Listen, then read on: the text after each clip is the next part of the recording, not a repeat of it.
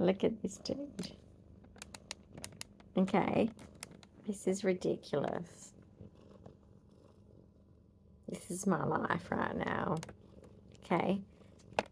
Babysitting. Milking a cow. Trent hasn't gone. But look at this. You're so cute. Why are you so cute? Stop being so cute.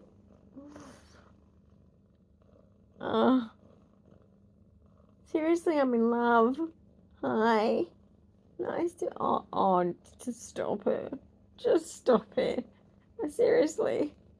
This is the most perfect moment of my life. Look at him. He's holding my hand. Such love. Shall we get married? No. Okay. Kind of sounds probably a good idea. It's a bit expensive, isn't it? Bit of a waste. Government, it doesn't need to know anything. Let's just save money in a loop. Should we elope? I'll put you in my backpack. Hey, the Chinese people are awesome at making things. I buy things from China all the time. Thank you, China. I can get you a bag that you can see through with breathing holes. Don't worry. I won't suffocate you. It's like it'll be like you're in space. Yes. It's got a little bubble. I know. He wants. That means he wants. Okay. Let's just like, I know that this is love, but like, the needles, your toenails, not like mine. How.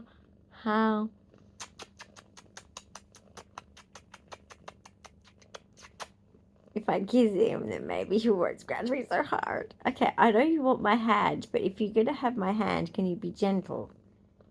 Tickle, tickle, tickle. Oh, tickle to your feet. Look, ready? Tickle, tickle, tickle, tickle. Oh, he's licking me. Okay, half wet, half dry. Cannot tolerate that, son. No. This brings back memories. This is what I did with my babies. I had winter babies. We just used to hang like this. It's called bonding. Ow! Okay, you're sucking on my thumb. Now you're eating your own fur. Son, don't eat your own fur. That's just silly. Oh, you were so perfect. Did anyone tell you you're perfect apart from me today? Probably not. The staff haven't turned up yet, have they? He thinks it's his staff. They're for me. They're to look after me. But he thinks it's for him. He answers the door like, oh, hi. Is it you today? Right, let's get to it. I want this to be done today. I want you to do this with me. And then when they go off and do their actual job, what they do, he's like, no, excuse me. Over here, play with me. You're rather persistent, aren't you? But you do realise that your mother is old, because your mother's old, than my staff? I'm sick. And they have to help me around the house. They're not actually here for you. You're young and healthy. You're a spring chicken. Look at you. Squirrel tail. Squirrel tail. Just an autistic girl and her cat. That's all we are. I'm the autistic girl and you're the cat. We could write books about that. We could sit in the meadows and write books. Oh, you like that idea? You'd be good in the meadows. I think I'd lose you, though. Did you know that there's a ragdoll cat somewhere around the world? Let me just tell him the story. Cat fur in my mouth. There is I'm serious, it's a sheep cat. And guess what breed it is, son? Ragdoll, like you. Yeah. But you know what? You can't see him until he jumps out of the grass. He rounds the sheep.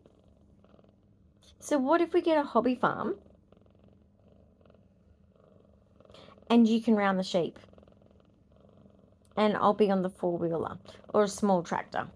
I love riding small tractors as well. Anything will do. Anything that just gets me from point A to point B on the farm. I can legally drive on land. like random land. But I don't think they'll let me drive on the road. No, they won't. They've taken my license. Neurology took my license. Bastards. Okay? Now you're going to go bug your brother. Okay. That's not okay. Can you get down, please? Can you get down, please? He's sleeping. Good boy. He listened. Oh, my goodness. All right. So basically, Sir's at the hospital, as you know. So I am lying here, and I've answered one of your comments. Hi. You know who you are. And, guys, I'm not well all the time. I could be well, I can't have a bath at the moment. Look, it's not like I'm in total danger.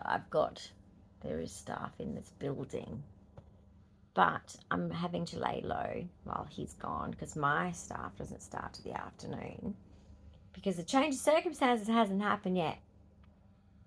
The staff hours are just, I think we're doing 8 a day. I don't know. But it needs to be 16 to 24. And I'm such an idiot. We discussed it at the AAT. Don't you think you need more staff hours like this? And they offered this many, and I went, nah, I don't need that many. And I thought, why are you offering me all that when all these people over here need it? And these people over here, you guys that do need it out there, do need it. Don't take that the wrong way. But I was just like in total denial. I was like, nah, I'm fine. I'm fine. I should have said, yes, please. But at the time, I didn't want to be staffed. I didn't want to be like, it's hard getting used to it. So with some of the staff, most of the staff you don't choose because of my medical complexities. That's my problem. It's not that the staff aren't good. It's medically complex staff are limited out there. There's a small pool of people. Naturally, right? There's not many rares, so there's not much experience they get to have. But on top of that, you've also got to get along with the person to a certain degree because they're in your personal space. They come into your house, everything. And yeah, so there's just so many factors, but basically, I'm exhausted.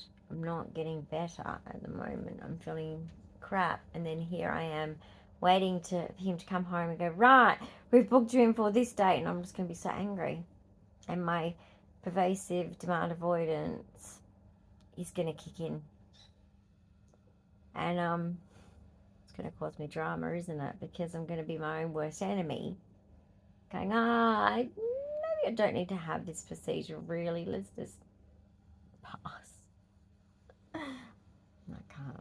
I can't pass on this procedure. Can't. Not unless it's could cause my death, and then they'll abort if my heart goes, no, I can't cope with this, and then they're going to have to. But what I'm hoping will be the best way around, public health system, listen to me. What would be more sensible for my gastroenterologist is the damn cardiologist and the damn neurologist and the respiratory, really, respiratory is heart first, isn't it? Because the reason for your oxygen being low out of a seizure is your heart. So I need to see a cardiologist. Will probably be, it's probably the best thing to do, and neurology because it's my meds. Really, I think I've been on the same meds for so long that I'm noticing if I reflect in the last 12 months, maybe 18, 12 to 18. I don't think my seizure meds are doing as good as they did. And that can happen. And they do say genetic seizures are the worst to treat. So, at the end of the day, neurologists could bloody well help. So, I personally think I need to see the cardiologist and neurologist before the procedure. But anyway, we've even had to bring back in the geneticist to get her to have her 10 cents because I need her 10 cents. Don't need 10 cents. Or do I? No, I don't need 10 cents. Ah, money's not really about the numbers. It's about resource. Money is just a resource, isn't it? And it's frustrating me because I don't have much resource. I need private cover. Anyone knows at the moment in the system, if you have heart problems, you should get private cover. Trust me. So if you've got the ability to have private cover, get it. But I can't. Especially since they brought in the what is it, $1,000 excess a year for your first visit to hospital. So say if they put me in and I go in under, which would happen a lot with me with 20K, $1,000 a year. Where do I find that? I need a new car. It's just crazy, guys. It's just crazy. I don't know how they expect us to survive. I mean, just getting the car fixed, as in serviced and all that, tyres done, getting a new laptop because the other laptop was dead. But that was, thank goodness, my art exhibition gave me some money to get the laptop. That's a good purchase. I just don't get how we're supposed to survive on the pension, guys. And I'm not saying that everyone, even on incomes, aren't doing it hard. They bloody well are. I'm not saying that, but I just can't get. I just paid ambulance cover today for the year. It's not too bad. 106 for the year, but that's only for urgent ambulance. So, yes, that's okay. At least like the big stuff, like heart attack, stroke, or seizure, status epilepticus, where it needs to be called. So that is a good thing. But I need more than that. Anyway, my doctor, my GP, has also sent a letter asking for a general physician to deal with me at the hospital because they can access the hospital databases, connections, and be quicker because they're putting it all onto my GP, and it's like, but I'm rare. And when you're rare, you need lots of specialists. Well, for my rare, you do. Not all rares you actually do. Sorry, let me reverse on that. You actually, some don't. Some only see 1, 2, 3. Well, mine's well above 3. Every syndrome is different. Life expectancy is different. Symptoms are different. Some things do overlap though. And then also when it comes to the need for certain specialists, my list is long for my syndrome. Every syndrome is different. And so mine's long. So basically, what I'm trying to say is we need to coordinate that better, as you can imagine, because 3 in one day, oh, no. I'm doing 3 in one day, like you can go away. And you know what, NDIS, I need my tilt in space. So I can be like this. And I'll go in my jammies. I went to my GP last time in my pajamas. So I was like, you getting dressed? I'm like, no, I'm not. Take it or leave it. I'm not naked. I'm dressed. Screw this. I'm just done with it all. Like, here I am, like, on death's door, and I'm like, I don't care. Sometimes the things that I buy, like I bought some 90s, like I said, on Shein, which is wonderful. 111, make a wish. Make a wish on the angels. Yeah, like, I like French style 90s, okay? They're pretty and comfortable. And then also, like, I like old-fashioned clothing. It's just me. I'm unique. I'm autistic. I dress how I want to dress. And I needed some shoes. But they were $11 each. Actually, they went down to 9 when they went in my cart because I buy so much from Shein. But anyway, 2 of them were for nightwear. Hoping to go places, man. That's what I think I'm trying to psych into. It's like, Hitler, and look at me now. I tell you what, it's Monday. Why is it not Friday? Friday drinks. Sounds fun, doesn't it? Oh, I need to buy some beer. I need to buy some beer.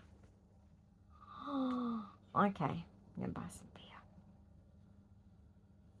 Going to get some beer. I might buy some limes to go with my beer. I get fancy beer. I'm bougie. So anyway, yeah, the nighties are very pretty, very French. My mum used to make these types of nighties for me and pajamas for me. My mum is a dressmaker. So I just have like, it just feels natural to me. It feels, not natural, homey. Like it feels like me. And when you're autistic, we don't like change. Ow. That's my knee. We don't like change. We hate it, actually. The second pillow's over there. Should be there. Anyway. So, I'm just so not well. And I'm so bored. Because every time I sit up, I don't feel so good. Because I don't have a carer today. I am kind of hungry, but my executive function to make something for myself. The danger in doing that with dropping things, with the Tourette's, OCD, you know, when your thoughts go drop it, drop it, drop it, that does not help. I don't want to like put in the microwave a bowl of soup and then pull it out and be like, drop it, and then say I do, which can happen. And then what am I going to do then? Oh, I'll probably sit down and cry. That's probably what I would do. You sit down and cry and then go look around and go, no one's going to save me. Grow up, get up and fix it. Oh, it just takes me back to my 20s, that's all. You know, when you sit in your, well, you didn't probably do it, but, maybe. But I was autistic. So say if my kids were like really being mean to me, you know, toddlers don't do it on purpose, but they push your buttons, right? And they really push you over the edge. And I'd go sit in my, so I'd hear them in the playroom, and I'd go sit in my walk-in robe and cry. And I'd be like, oh, they're so mean. Gosh, they can really cut you up emotionally, toddlers, okay? They are terrorists, okay? They can talk you into a existential crisis. Just ask any mum of an under 5-year-old. It's a true story. So I'd be in my cupboard just like, oh my goodness, dear Lord, help me. Like, how am I going to raise these children? They're animals. Get married, they said. Have kids, they said. It'll be fun, they said. They're lying. Stop doing this. I know it's instinct, but just stop doing. Okay, now it's getting rude. Stop doing it. No, just use protection. And then you don't have to deal with terrorists. I'm just saying, they push every button. They want to emotionally cripple you. They do. Okay, they're worse than teenagers. Well, actually, no, teenagers can be a little bit more brutal, but I don't know. Like, I don't think, it's only one of mine that really, like, cut me up. It's like, you know, a lot of hate towards me in his teenage years. And it was like, where's that coloured little boy I just knew just 2 years ago? No, you say you hate me? Take it back. I gave you McDonald's when you had the flu. But they're just going through the adolescence, right? They've got to have that phase of, I hate your parents. They're meant to. They're meant to look at us and go, right, I'll take the best bits of my parents and be that, and then I'll evolve and be whatever I want to be, because that's the psychology of life, guys. It's as simple as that. You pick and choose who you want to be. You might not say, I want to be like my parents. You might say, I want to be like this uncle, or this auntie, or this grandparent, or whatever. Who cares? But yeah, it's just kind of broke my heart. Because he's the same little boy that said to me when I cut my hair, and it wasn't like, it was sort of to, it was sort of to there, which for me is short. for me is short, right? I don't like the new mummy. I like the old mummy. And I was like, oh shit, what have I done? Even as an adult, like I'd colour my hair and you go, Mum, no, just no. And I'm like, rude? Like, adult son, rude? They're brutal, okay? They know all our vulnerabilities and weaknesses and they use it against you. So get ready for it, okay? It's like having spies living with you for 20-something years and then they move out and they go, I know everything about you. You could tell everyone. It's like, all right, well then I'm going to tell everyone. No, not really. We don't, but they do because, you know, it's this rebellion. I don't know what today's society is doing to our young'uns, but they're being pushed to the brink, obviously, because, I don't know, they're too serious, man. Lighten the fuck up. I think X generation get accused of being immature, but it's more about just lighten up, millennials. Lighten up. Chill. Okay? It's all going to come out in the wash. Who cares? All right? There's good, there's bad, and there's a mixture of shit as well, bag. There's a good bag, a bad bag, and a mixture bag. It's all just, life is a box of chocolates. You never know which one you're going to get. And you don't know what you're going to get in life. So don't think, oh, but you know, if that was me, I would be like this. Yeah, whatever. You will not be able to predict what you're going to be or what you're going to do in certain scenarios. Everybody says that, and then they get in the position, they go, that's not quite what I thought I would have done. Interesting. Just don't even try. But yeah. If any of you are else struggling out there too, but like, I think my struggle, my main thing here is, guys, I hate it for the channel, of course. You guys know that. You've been hearing that a lot. You see me in the same pajamas because this is how sick I am, guys. It's not good, okay? Not a choice. This is not mental. This is literally how sick I am. And it worries me. Last night, like I said, you know, my heart rate's going to the 30s. This can't happen. Okay, I probably had nocturnal seizure. So when he gets back from the meeting, we're going to look at the SAMI-3 camera at the time of when my heart was doing all these up to 70 and doing all these spikes. There was movement in correlation with the 70 heart rate. So we're going to look at that. I think it was 1:05 to like 1:20 or something like that. There's off and on movement and heart spikes. So we're going to look at the SAMI-3 camera, see if I had a seizure. Like last time, there was this nocturnal. Probably a nocturnal. I think it's a nocturnal, personally. So, I'm just scared that, you know, we all like to say, oh, but, you know, yes, there's the risk factors of 22Q, age group, this, that. But it's not going to be yet. But the problem is, we don't know yet. The yet.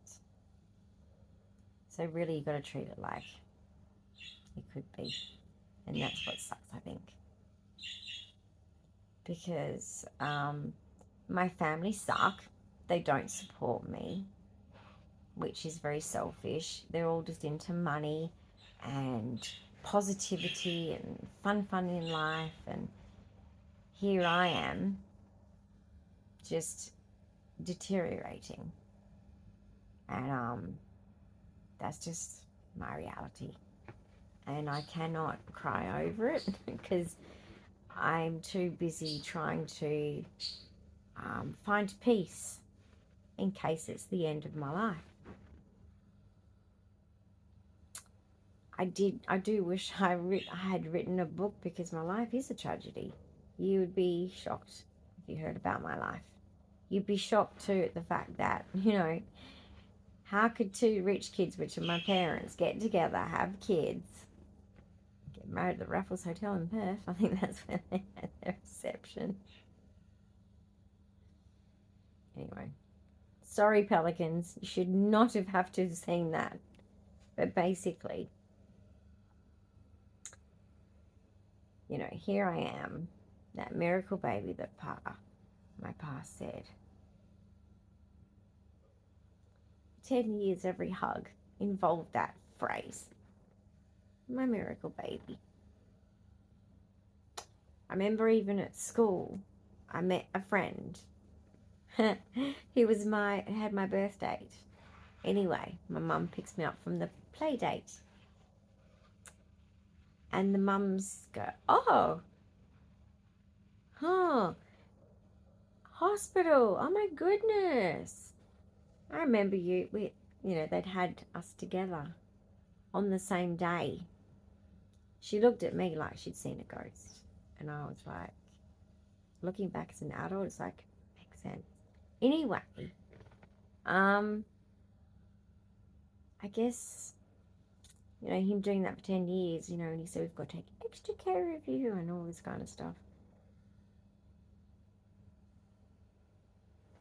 I guess Para made it to 51, eh?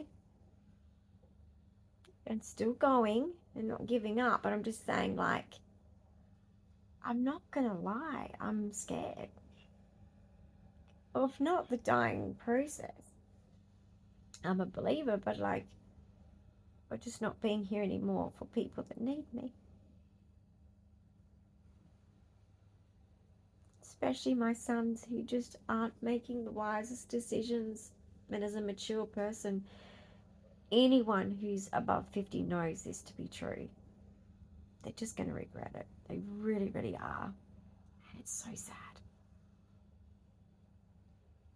Not so much for me, because I got to raise them. I got to know them for more years than they probably remember. So I get to hold those memories beautiful in my heart. Like the memories of even as way back as them as babies, The middle of the night feeds are the best, aren't they? Ask any empty nester. I know in the moment all your mums are laughing, going like, it sucks. When you're an empty nester, those are the times where you look back and you think, I would get up 1,000 more times for you, child. Just to see that face and to see them twirling your hair and being fed, and just the pure love that you have for your child. Being able to protect them. Because it certainly is hard to let go and not be able to protect them, especially when you know they're going through harm and you can't protect them from it or educate them on it, because no longer do you have that role. And when you know things aren't going well, you can't do anything. You're powerless. And it's not that you want power over their lives, it's just that you want them to be making the right decisions. And when you know they're not, you get scared. And particularly mothers like me who can't promise to be here when they realise, oh gosh, now I get it. I get the game of life of what has been played on me. Oh my gosh, I need to speak to my mum. My mum's dead. That's my son's reality. It sucks. Now, of course, my goal, my mission is to not have that happen. By being the most amazing 22-Q who survived so long. But I'm not a magician. I'm not a professor of medicine. I'm not a professor of 22Q. But I just want to be here for that day when they say, I get it now. I understand, Mum. Because at the moment they can't. They're not getting it. But it's just sad for them. Not for me. Because I have nothing but understanding of their perception, because I know what it's like to be their age. I've been there. I know what it's like to be fooled by the same people they're being fooled by. I know what it's like to be manipulated. I know what it's like. I know what it's like to want to fit in. I know what it's like to want a big family, even if it's dysfunctional and sick, and I know what it's like. But sadly, I am one of those strong ones that would rather have no family than a toxic family. But unfortunately, and I don't blame them at all, they're obviously not strong enough to go without that they're willing to put up with it. Because hanging around people that have hurt their mum is not really the right thing to do.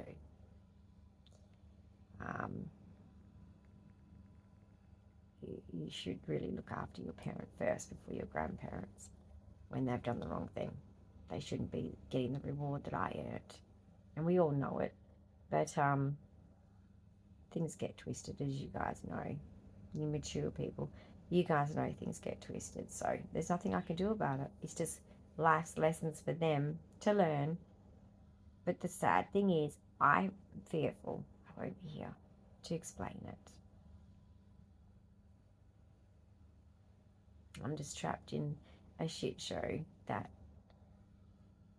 what really sucks is this next generation. I think you guys in this next generation, you don't realize the independence you've been given because of what we did for you. Older women than me, shout that to the fucking rooftops for me, please. Please tell these young ones that we didn't get the same fucking freedom. Because I'm fucking done with this bullshit from these young women mocking all these different generations. Fuck off right now. Fuck off. You're privileged because of what we went through and what we created and gave you in our parenting style, in the sense that we don't have a say on your partners, don't want to. We don't want to control you. We don't want to tell you what to do. We want you to be happy at whatever cost. It's not about me. Nothing's about me. Since my kids have been an adult, it's about them being happy. But the problem is they don't realize we weren't given that. We were to be obedient post-adulthood. So in other words, 18 plus, even though we're paying our own bills and doing our own thing, we were being controlled.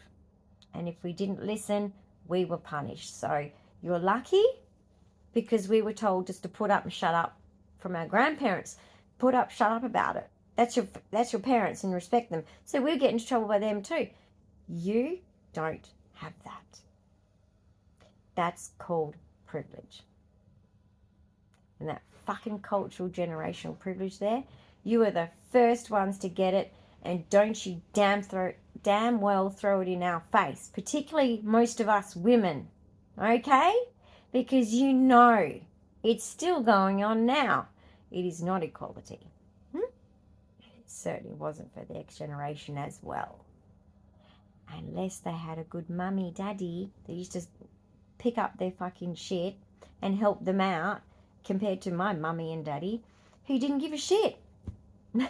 Literally just like threw me out the door as a sick 18-year-old and said, fly, bird, fly.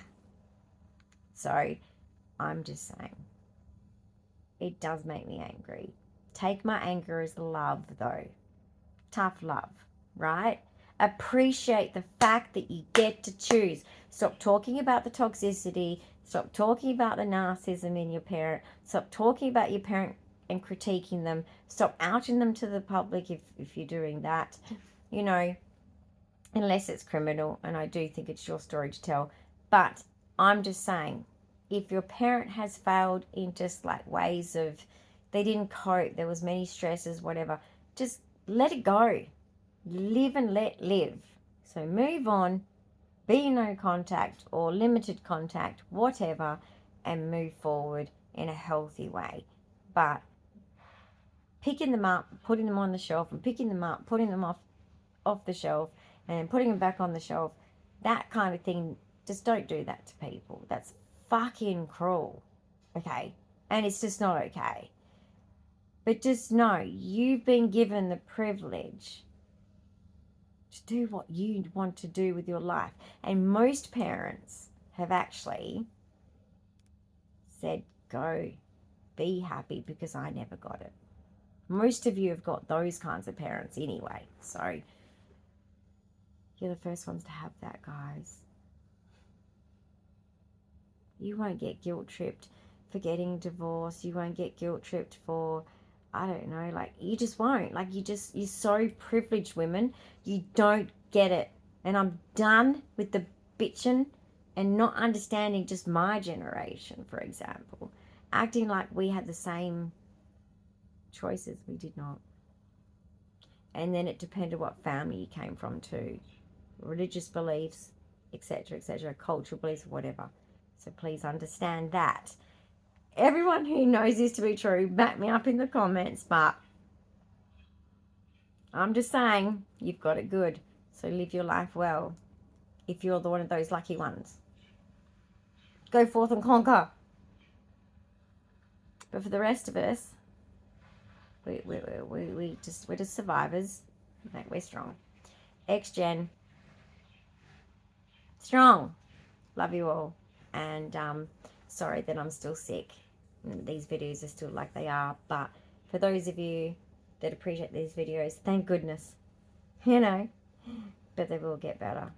Because I am determined to keep working on myself, getting better, regardless of what my body's trying to do to me. Love you all. Thanks for listening. If you got this far, put a white love heart in the comments to let me know. Because I'd like to know, like, whether this is, you know, helping or not. So that I can be more guided to meet what you guys do like or don't like, because it's only a channel because of you. I love you guys. Bye.